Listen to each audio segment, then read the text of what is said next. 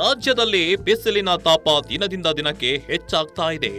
ತೀವ್ರ ಬಿಸಿಲಿನ ತಾಪಮಾನದಿಂದಾಗಿ ಪೊಲೀಸ್ ಇಲಾಖೆಯಲ್ಲೂ ಶ್ವಾನದ ನಾಯಿಗಳ ಆರೋಗ್ಯ ರಕ್ಷಣೆಗೆ ವಿಶೇಷ ಏರ್ ಕೂಲರ್ ಮತ್ತು ಫ್ಯಾನ್ ವ್ಯವಸ್ಥೆಗಳನ್ನ ಮಾಡಲಾಗಿದೆ. ರಾಯಚೂರು, ಬಳ್ಳಾರಿ ಮತ್ತು ಕಲಬುರಗಿಯಂತಹ ಜಿಲ್ಲೆಗಳಲ್ಲಿ 45 ಡಿಗ್ರಿ ಸೆಲ್ಸಿಯಸ್ ವರೆಗೂ ಹೆಚ್ಚು ಬಿಸಿಲು ಇರೋದ್ರಿಂದ ಶ್ವಾನಗಳು ಸುಸ್ತಾಗದಂತೆ ತಡೆಯಲು ಈ ಕ್ರಮವನ್ನ ಕೈಗೊಳ್ಳಲಾಗಿದೆ. ಇನ್ನು ಬಳ್ಳಾರಿಯ ಸಿಆರ್ ಮೈದಾನದಲ್ಲಿನ ಶ್ವಾನಗಳ ಘಟಕದಲ್ಲಿ 5 ನಾಯಿಗಳಿಗೆ 3 ದೊಡ್ಡ ಏರ್ ಕೂಲರ್ಗಳನ್ನ ಅಳವಡಿಸಲಾಗಿದೆ. ಇನ್ನು ಬಳ್ಳಾರಿಯ ಡಿಆರ್ ಮೈದಾನದ ಕೊಠಡಿಯಲ್ಲಿರುವ 7 ವಿದೇಶಿ ತಳಿಯ ಶ್ವಾನಗಳಿಗೂ ಕೂಲರ್ ವ್ಯವಸ್ಥೆ ಮಾಡಲಾಗಿದೆ. ಬಳ್ಳಾರಿ ಬಿಸಿಲು ಬಹಳ ಜಾಸ್ತಿ ಇರುತ್ತೆ, 37 to 40 ಡಿಗ್ರಿ ಸೆಲ್ಸಿಯಸ್ ಇರುತ್ತೆ. ಅದ್ರ ಸಂಬಂಧ ಮಾನ್ಯ SP ಸಾಹೇಬರ ಆದೇಶ ಮೇರೆಗೆ ನಾವೇನು ಮಾಡ್ತೀವಿ, ಪ್ರತಿ ವಾರದಲ್ಲಿ 4 ರಿಂದ 5 ಎಳ್ನೀರು ಕೊಟ್ಟು, ಆಮೇಲೆ ಪ್ರತಿದಿನ ಏರ್ ಕೂಲರ್ ವ್ಯವಸ್ಥೆ ಇರುತ್ತೆ. ಅದು ಕೆನಲಲ್ಲಿ ಏರ್ ಕೂಲರ್ ವ್ಯವಸ್ಥೆ ಇರುತ್ತೆ. ಅದರಿಂದ ನಮ್ಮ ಬಾಡಿ ಟೆಂಪರೇಚರ್ ಕೂಲ್ ಮಾಡೋ ಲೆಕ್ಕಕ್ಕೆ ಡಾಗಿಗೆ ಯಾವುದೇ ರೀತಿಯ ತೊಂದರೆ ಆಗಲಿಲ್ಲಂಗೆ ನಾವು ಈ ಬಿಸಿಲು ಕಾಲದಲ್ಲಿ ಅದನ್ನ ನೋಡ್ಕೊತಾ ಇರ್ತೀವಿ. ಗ್ಲೂಕೋಸ್ ವ್ಯವಸ್ಥೆ ಮಾಡ್ತಿರ್ತೀವಿ.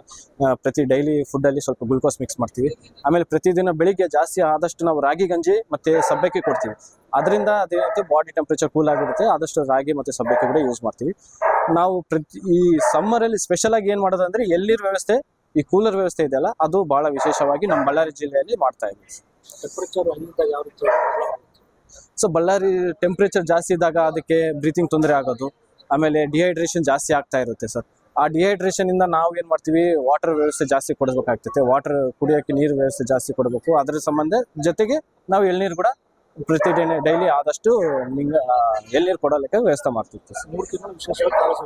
3 ತಿಂಗಳು ಸ್ಪೆಷಲ್ ಆಗಿ ಈ ಮಾರ್ಚ್, ಏಪ್ರಿಲ್, ಮೇ ಇದೆಯಲ್ಲ ಸರ್, ನಾವು ಇದು 3 ತಿಂಗಳು ಅನ್ನೋದು ನಮಗೆ ಅದು 1 ವರ್ಷ ಅದ್ರ ಲೈಫ್ ಸ್ಪೆನ್ ಜಾಸ್ತಿ ಆದಂಗೆ ಸರ್. ಈ 3 ತಿಂಗಳು ಅದಕ್ಕೆ ಚೆನ್ನಾಗಿ ನೋಡ್ಕೊಂಡಿವಿ ಅಂತಂದ್ರೆ ಆ 1 ವರ್ಷ ಲೈಫ್ ಸ್ಪೆನ್ ಜಾಸ್ತಿ ಆದಂಗೆ.